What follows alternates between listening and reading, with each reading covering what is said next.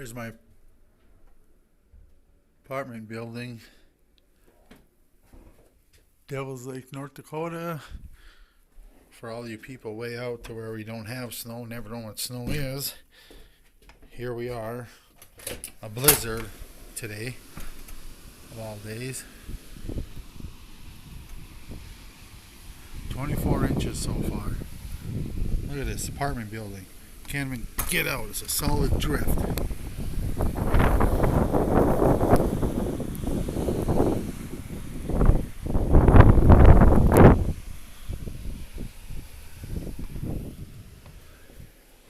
Pretty much the whole state, pretty much the whole town is shut down. Can't move anywhere unless you have a snowmobile, I guess. If you have a snowmobile, you can go somewhere, but cars are completely stranded, going nowhere. Absolutely can't do nothing. There's the garages. Look at those drifts. And these drifts look good. Small compared to the other ones on the other side.